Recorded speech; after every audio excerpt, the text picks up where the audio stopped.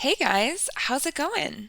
I'm Mel from MelDidItHerself, and I'm a social service worker turned furniture refinisher, DIYer, small business owner, and content creator. I've learned everything I know about these industries thanks to people who shared their knowledge on the internet. So I'm paying it forward by bringing you my tips, lessons learned, and sharing my journey in this space with you. So thank you so much for being here, being curious, and being a lifelong learner like me. Let's hop into it. Welcome, welcome, welcome, my friends and fellow Busybees. I hope you've been having a fabulous and productive week. Lately, I have been pretty busy, but good busy, since jumping in full force into my furniture refinishing business after leaving my 9 to 5 job. And just an update, I am fucking loving it. Thanks for asking. And one thing that has kept me pretty consistently busy in this business lately is custom work. So I thought that we could chat a bit about it today. There will definitely be more episodes to come that will discuss doing custom work because I'd like to share some tips for how I go about doing this and different tools that I've implemented to keep me on track and to attempt to decrease the amount of administrative work involved and all that other fun stuff. But for today, I thought we could just talk at a more high level about the world of custom refinishing work because it's not for everyone, and I know a lot of furniture refinishers that don't offer this service for various reasons. I also know some refinishers who exclusively do custom work and never or very rarely will work on their own projects. So it is totally a matter of personal preference and how you work best, and ultimately what your goals and priorities are for you, your lifestyle, and your business. And that will vary greatly from person to person. I'm not sure if this is the most effective way of going about this, but when I was first starting to brainstorm this episode, I basically made a pros and cons list. So half of this episode might end up just sounding really negative, but my intention is more to bring light to things that I've heard others discussing and why they don't offer custom work, or reasons they maybe did offer it but have stopped, or other things that I've noted during my journey that may be reasons that this approach might not be a good fit for some. On the other hand, I also have a long list of pros that are reasons that I really enjoy it at this point in my business, and benefits that I've found from it, and things that I've heard other people discussing in passing or on social media. So I'm going to do my best to try and accurately capture both sides of the coin, but if there's anything that I miss, I would love to chat more about it. So feel free to send me a DM on Instagram and we can dive into it because I always am so curious and I love chatting with you guys about episodes that you've been enjoying or discussing the topics from that week. So if you want to come over and chat, I'm on Instagram at MelDidItHerself. So for anyone listening that might not be aware of what I'm referring to when I say custom work, doing a custom project differs from your typical furniture refinishing project because you're working in conjunction with a client, either with a piece that they already have in their home or in their possession, or you might work together to source something that they have in mind and then collaborate on the design process to bring their ideas and their vision to life. So you are teaming up from the beginning of the project and working together through until it is complete, and then it ends up in the client's home or wherever they decide to put it. This is different than your average piece that, as a refinisher, you're sourcing yourself, you're thinking up what design you'd like to do on it, and then finishing it and photographing it and staging it and posting it to be sold to whoever decides to buy it. So I mean, you might already be doing custom work and just not be referring to it as such, and if so, all the better. I look forward to hearing how you've been enjoying it and if anything I discuss here today resonates with you and your experience.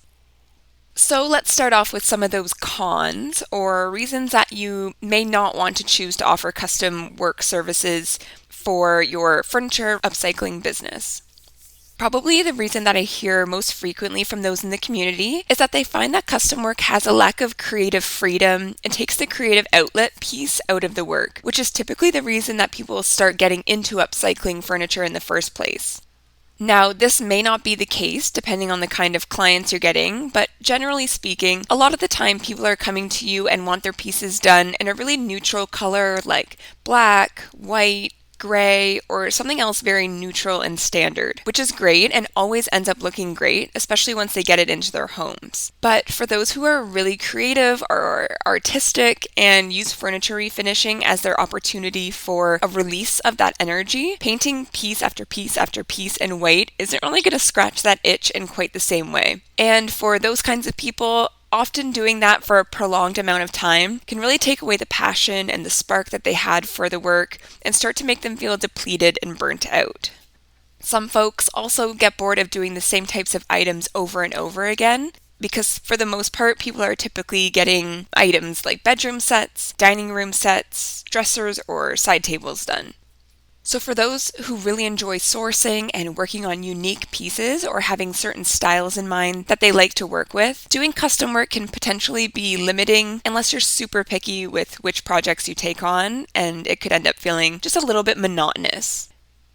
Compared to just working on pieces on your own and doing what you want with the furniture, custom work can also take up a lot more time just going back and forth. For the onboarding process, you want to probably see photos and get measurements and get an idea of what the client has a vision for the piece so that you can give them an informed estimate. And then once you decide on a price and secure the client to work with, there's the communication about potentially getting a deposit and setting up a delivery date. Once you have the piece and you start working on it, there might be back and forth during the process just to give the client updates or to have to potentially pivot your plans if you run into something unexpected during the process.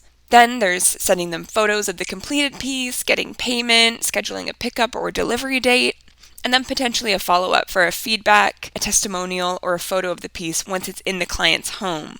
So all of that communication, though all very important and needed during this kind of a process, can definitely add up in terms of time used up in a day when you could have otherwise just been plugging away at your own design. I do have some tips for how I have successfully cut out some of that back and forth and tried to maximize my time, but I know this episode is already going to be long, so I will save those for an upcoming episode. Another thing that the custom work can potentially take up a lot of, again, depending on the project, is your workspace. As an example, I recently was simultaneously working on 2 bedroom sets for clients at the same time, and for the record, I only have a little one-car garage that already has a fair bit of other inventory and half-finished pieces sitting in it. So with the added 3 dressers and 4 nightstands, it's safe to say that I had to flex my Tetris skills in new ways. So it's just something to consider, and I learned my lesson on that one to not book simultaneous custom projects of that size back to back in the future. With custom work, you're typically booking clients into your schedule or into slots as you connect with them and based on their needs of when they require the finished product. So these services are on more of a schedule. Especially for those who give a turnaround time, it can be a little bit more limiting, or I can't really think of another word for it, but more scheduled compared to just working on pieces on your own to sell. And due to this, it does require a bit more navigation and rearranging and communication if unexpected things in life pop up, because they do pop up every once in a while. And like all of these negatives or cons about custom work, this can absolutely be mitigated if you go about doing custom work in a certain way. For example, do you have to give a guaranteed turnaround time or date, or do you just do it because you saw somebody else doing it? Things like that. However, of course, even if you do give a certain date to a client that you anticipate will be enough time and something pops up like a family emergency or you get an injury or whatever else life throws at you, people are for the most part very understanding and considerate, and assuming it wasn't a client who you had done multiple pieces for and had something pop up each time, and so they're starting to see a pattern, I'm sure most people wouldn't even think twice about allowing you some extra time to get the piece done. But it's definitely something to consider still, particularly so if you're someone that often feels guilty easily or like you're letting people down, because there could be expectations that you're putting on yourself that you may potentially be unable to meet when things out of your control occur. The only other thing that comes to mind as a caution when considering whether or not to offer custom work is the fact that there is a difference in terms of the product that is being produced. What I mean by this is, if I make over a piece of furniture and then take photos of it and list it for sale, the piece is at a certain quality and finish, and I'm photographing that, and the person who comes to buy that piece is assessing it, and if they like it, they're choosing to take it and buy it. But when working on custom projects, it is typically a piece that somebody already owns, and you are carrying out either a vision they had for it or something that you work together to achieve. And then that piece is definitely going back to that client, and it better be done to their quality standards and expectations, or else they are going to be left feeling unsatisfied and maybe a bit regretful, or even like they wasted their money if it's not done well. So if you haven't ever tackled a furniture makeover before, maybe it's not the time to start offering custom work. Take the time to learn and perfect the steps a bit, figure out what tools and products work best for you and that you prefer, and get to know the different challenges that can pop up and how to address or solve them. Everyone has to start from somewhere, but just know that when you offer these custom refinishing services, people are coming to you because they assume you know what you're doing and they're considering you an expert. At least more of an expert that they are, because chances are they won't necessarily know everything that goes into a project like this. Or maybe sometimes they do and they just don't have the time to do it themselves. But either way, keep in mind the fact that they are turning to you as an expert. So if something comes up during the process, they're expecting that you will know how to best deal with it. And there are a lot of random things that can pop up. I run into things all the time that I'm still learning from, so don't feel discouraged if that happens. But also, try to be intentional with your approach to solving the issue. If you don't know how to fix it immediately, be okay with telling your client, "I'm not quite sure, but let me do some research and I'll get back to you with an action plan." And then spend some time looking it up and learning from others. And whatever approach you do take, make sure that you're willing to deal with the potential repercussions of taking that approach, like maybe having to strip everything back and trying again if it doesn't go to plan. Okay, so I hope I haven't scared you away from offering custom work quite yet. Now that I'm done playing devil's advocate, let me tell you the reasons why you might actually really want to start offering custom work. Like I said, it is something I currently offer in my business, and I have been really enjoying it for many reasons, so let's hop into those. First off, it is such a great opportunity to get to know the people who are interested in painted and refinished furniture as a whole, but also your work more specifically. It's great to be able to get to know the clients, like as people, and develop that relationship with them, and hopefully they will be repeat clients in the future. But from a business perspective, it's also a great way to do market research and better understand your client avatar or ideal client and learn a bit more about them. You can find out things like where they heard about you from so that you can better deep dive on that platform or that form of advertising. You can better understand why they choose refinished over new and utilize that in your marketing strategies. And you can get to know more about them to also include that in your sales and marketing approaches. If you started to realize that most clients you were getting were 60 years and older who were looking for custom work, and previously you were only advertising those services on TikTok, well, then maybe that would help you to pivot if you're looking at your TikTok analytics and you realize that the largest age demographic following you is between the ages of 18 and 24, right? And from a business standpoint, I will say that the biggest benefit from offering custom work is the consistency and revenue that it will bring you. While selling your own designs can be hot and cold depending on the market, and you could potentially go months without selling a piece, with custom work, you set the cadence and schedule for how many pieces you want to whip out, and you know that at the end of that transformation, there's guaranteed income waiting for you. This means that you can plan things out accordingly to ensure that you have consistent income, and it also really helps for being able to plan out how much space you will have or not have, depending on the size of your workspace. Like I mentioned, mine isn't all that big, and so I do need to be rather intentional with how many pieces I have at once and what sizes of furniture, and having all of that project information ahead of time can help me to do that effectively. So that, along with the financial implications, are definitely benefits in my opinion of offering custom work. In the same vein, I find that it just helps me to be more organized overall because I am going into all, or at least most, custom projects knowing exactly what we're hoping to achieve with the piece before it even enters my workshop.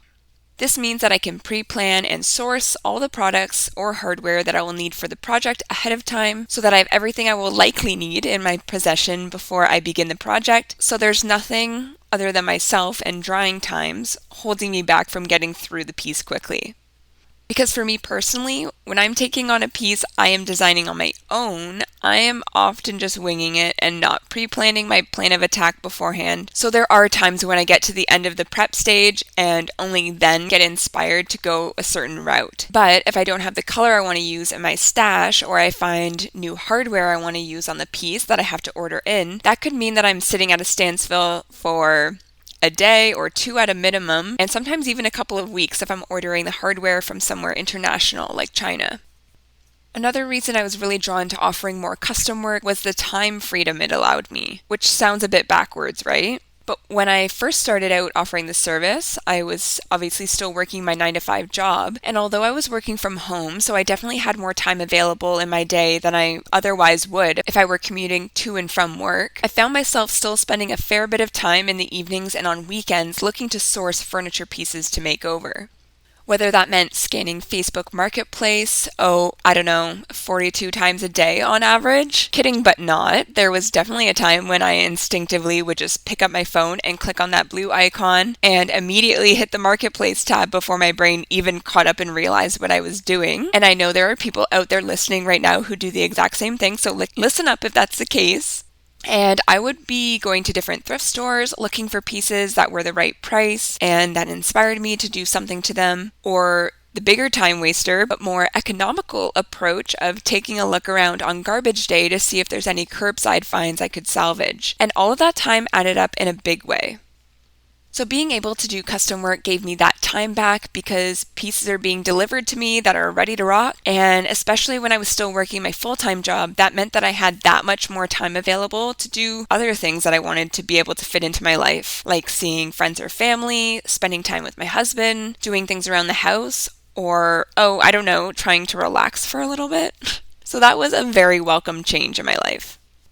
And if you are someone who, when working on your own pieces, tends to get bogged down in either being too creative and not being able to settle on one design to tackle, or if you're like me and tend to be quite indecisive, I found that working this custom process into my business has helped me to work through more pieces more quickly, which of course ends up in more revenue, but more than that, it means that the pieces aren't sitting around for so long and that I'm feeling more accomplished and productive, which then motivates me to continue on that path and keep doing more.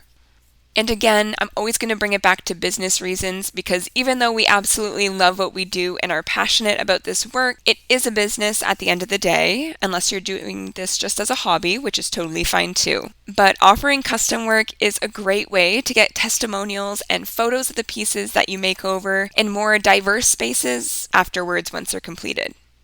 These are great things to be able to use, with permission of course, on your social media platforms, on your website, or in email marketing, and to build a portfolio of the beautiful work that you've done. You can always request photos of the pieces that you make over and sell on Marketplace or Kijiji or wherever you do that. But because you have more of that established relationship with the client when you've done a custom project for them, in my experience, they are more likely to share a photo of it once it's in their home. Which is great for all of the reasons that I mentioned, but to me, that is like the ultimate compliment when a client is like, "Hey, I loved what you did so much that I wanted to share what it looks like where it's going to live." It's like a big thank you in a very different way, and I love it. And I get so excited every single time one of these comes in. So cherish the relationship with the clients that you work with, and of course treat them well and give them a great experience and service offering, and they will likely be happy to provide that for you if you ask, or maybe even before you ask. So like I said, in an effort to keep this from being too long of an episode, I'm going to hang on to some of my tricks when offering custom work for next time. But that was what I think was a pretty thorough overview of some of the pros and cons of offering custom refinishing work in your furniture business. But also, consider the fact that it doesn't have to be all or nothing. You can work in a mix of both custom work and working on your own designs, either simultaneously or one after the other, as a way to offer the service, but also to help you satisfy the urge to use your creativity and avoid some of the negatives that we discussed earlier. It doesn't hurt to dip your toes in to see how you enjoy it, even if it's just for friends or family at first, so that there's less pressure, but you can still see how you enjoy the process. You can always offer it and try it out and decide to discontinue the service if you find out that it's not something that you enjoy as much as you thought you might. And if you are just trying it out, maybe consider not booking a ton of people multiple months out, because then you would either need to cancel on them, which would be unideal, or you'll feel obligated to stick to the projects because you promised and then get resentful about it. Feel it out to see if you enjoy it, and then jump in with both feet once you decide if it will work for you. I also highly recommend finding a local community around you of furniture refinishers too. In general, because it's awesome, and this will be something we discuss in one of my upcoming episodes with some special guests, so stay tuned for that. But also because it's great in terms of referrals. If I'm either too busy or if someone comes to me with a project I wouldn't have the space or capability to take on, or if it's just something that I'm not interested in, I'll always ask the client if they're okay if I pass them along to someone else, and if they say yes, I can take it to the group of my local furniture refinishing friends and see if anyone is interested in the project. And something you may not know about me, I love little motivational messages. They literally always get me fired up, and I keep a running list of ones that are especially catchy or speak to me in the Notes app on my phone. So I'm going to end every podcast episode with one of those that I have noted down over the years in hopes that you leave our time here each week feeling inspired, motivated, and ready to take on whatever comes your way this week. So this week's Mel's motivational message is, "The only thing stopping me is me." And so if we're thinking about custom work, of course, you are the one making all the decisions in your business. You can do whatever feels right for you. You can offer or not offer whatever service you enjoy. Don't ever feel like you're tied to something because you've offered it in the past or because you keep getting requests for it. Make sure that you ensure that you enjoy what you're doing every day. That is the reason that we do this work, is because it's something that we're passionate about and you don't want to let that spark dull out. But in life in general, remember that the only thing stopping you is you. And of course, there can be other limitations. There's always financial considerations and so many other things that can factor in. But remember that ultimately, if there's something that you have your mind set on, you can find a way around those other barriers that might exist if it's something that you really want to pursue. So remember that. Again, I'm going to say it, you have agency and you can make the decisions for yourself to make the life that you want. The only thing stopping me is me. And that was a lesson that I recently had to learn when I was deciding whether or not I wanted to go into this full time. And ultimately, when I took a step back and I thought about it and I was like, what's holding me back? And the answer was nothing other than fear. That was a good indicator that it was something to step into and to lean into. So step out of your comfort zones and remember that the only thing keeping you in there is you. Okay, I will leave it there. If you are enjoying the podcast so far, I would love it if you would go to the podcast page on whatever platform you're listening on today and leave me a rating and review. I always prefer 5 stars, but I'll leave that part up to you because that will help to get this pushed out to more people to discover and join us on this furniture refinishing ride. All right, that's it for now. I appreciate your time and I'll catch you guys next week.